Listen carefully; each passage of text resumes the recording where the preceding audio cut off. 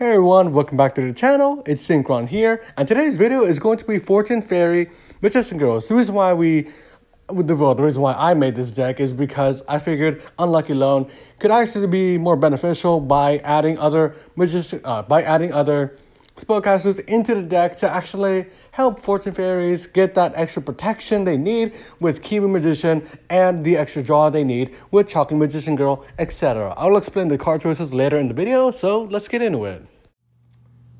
Before I go into the monsters in the main deck, I would like to point out that when you draw into Fortune Fairies, they have the effect of when they're drawn, you draw them, you reveal them, you special summon them from your hand, and if it's special summoned from the hand, they have their unique effects to go from there. Alright, so anyways, the first monster we run is 3 Fortune Fairy Chi. Like I said, draw into it, reveal it, special summon it from your hand, and what this card does is, when it's special summoned from the hand, each player draws one card. You can only use each of the following effects of Chi once per turn. Next up, we also run 3 Sui. If it's special summoned from the hand, you can target one other face-up monster on the field, banish it until the end phase. No, until the end, until the standby phase of your next turn. In a sense, getting rid of, kind of like stalling, clearing the board if your opponent has a problematic boss monster, and hopefully, you know, they can't deal with it once it's banished. And for the monsters, I did downgrade. We do run 2, and special summoned from the hand, you could banish one spellcaster from your deck. Now, the reason why you'd want to do that is because of Fortune Fairy Yugioh. Special summoned from the hand, add one banished spellcaster to your hand. Next up, 2N. I think I'm pronouncing that right. Special summoned from the hand, target a set a set card your opponent controls, destroy it. Oh, and I forgot to point out that Fortune Fairies all have once per turn effects. So if you do happen to draw into 2N, you can only special summon one, if I'm correct. I don't know. Please someone correct me in the comments below. But anyways, the final Fortune Fairies we run is Hikari. Hikari is more of the better Fortune Fairies because 1-for-1, easy way to get her out. And if this guy's special summon from hand, you can target one monster you control, send it to its grave. And if you do, special summon a level 1 spellcaster monster from your deck. Now, what I like about this is you could either go for Berry Magician Girl, which is a level 1, or Effect Veiler and go for a synchro play, maybe? No. But, anyways, speaking about the Magician Girls, we run 2 of the Chocolate Magician Girl. Once per turn, you can discard. Once per turn, you can discard a spellcaster, which is easy with the deck. Then draw one card. As you can tell, you probably get why we run Chocolate Magician Girl, because the draw power. And if this card happens to be targeted for an attack, you can target one spellcaster in your grave, except Chocolate Magician Girl. Special summon it, then change the attack to that newly special summoned monster, and the attacking monster's attack becomes half its current attack. Sorry, just had to confirm that. Next up, we also run 2 Kiwi. You can also bump up the numbers. That's really all up to you. During either player's turn, you can discard this card. All Magician Girl monsters you currently control gain 300 attack and defense for each Magician Girl monster with different names on the field and in the graves until the end of this turn. Yes, I know this doesn't benefit the Fortune Ladies. However, wait for the further effect. Spellcaster type monsters you control cannot be destroyed by card effects, and your opponent cannot target them with card effects. In a sense, while Kiwi's on the field, your Fortune Ladies, your Magician Girls, are protected by targeting, card effects, as well as destruction. But they can't be targeted or destroyed by card effects in a sense. So that's why you'd run 2 Kiwi, but if you want to run 3, like, by all means, go for it. And like I said, we do run the 2 Berry Magician Girl. If this card is normal summon, you can add a Magician Girl from your deck to your hand, which is very useful. And once per turn, during either player's turn, when your opponent activates a card or effect that targets this card, or this card is targeted for an attack, you can change this card's battle position. If you do, special summon a Magician Girl from your deck, except Bear Magician Girl. And finishing off the monster lineup, 2 effect Veiler, just to deal with your opponent's monsters. And yeah, that'll do it for the main deck. For the spells and traps, we run 3 Miracle Stone. You can only control 1 Miracle Stone. All spellcasters you control gain 500 attack and defense for each Fortune Fairy monster you control. And if an attack is declared involving a Fortune Fairy monster, you can draw 1 card. Next up, we also run 3 Lucky Loan, which actually helps us get out the other Magician Girls onto our side of the field. So what you can do with this card is you can target a Fortune Fairy you control, special summon 1 spellcaster monster from your hand or deck, whose original level is lower than that monster's.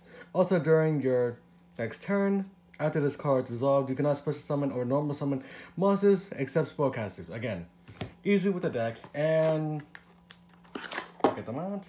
Say you have Chi on the field, you target her. She's a level 6.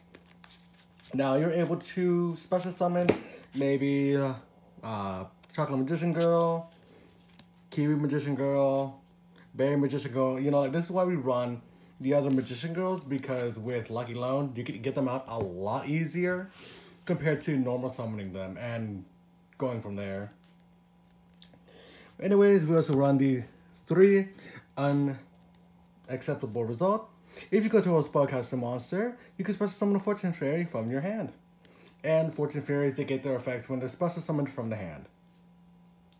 And since this is a pure spellcaster deck, well, at least in the main deck, we run 3 Secret Village of the Spellcasters. If you control a spellcaster monster, your opponent cannot activate spell cards. But if you control those spellcasters, you cannot activate spell cards. In a sense, it's like a double-edged sword, so you better hope you fill up your field with spellcasters, then bring out Secret Village. And Terraforming just to get out Secret Village. We also run 2 Spellbook of Knowledge for the extra draw. You can either send to the grave 1 Spellbook monster you control, or 1 other Spellbook... Oh, sorry, 1 Spellcaster monster you control. Sorry, I couldn't read that. Or 1 other spellbook card from your hand or face up on the field to the grave, except knowledge. And if you do, draw 2 cards. And if you happen to draw into 2 Fortune Fairies, that's even a better win, because that's 2 free special summons from the hand and additional effects. In case we don't get what we want, we could always go for reasoning. Basically, your opponent declares a level, which with this deck, they're more likely gonna hit the level, but if they're not lucky, then that's a free special summon from deck. We also run card destruction for the discard and additional draw power. Like I said, Fortune Fairies gain the most advantage when they're drawn into. And finishing off the spell and traps, we do run 1 Magician Circle. When a spellcaster declares an attack, each player special summons 1 spellcaster monster with 2,000 or less attack from their deck and attack position. And if you remember correctly, the majority of spellcasters we run in the deck have 2,000 or less attack. So really, you could special summon any spellcaster that's in your main deck.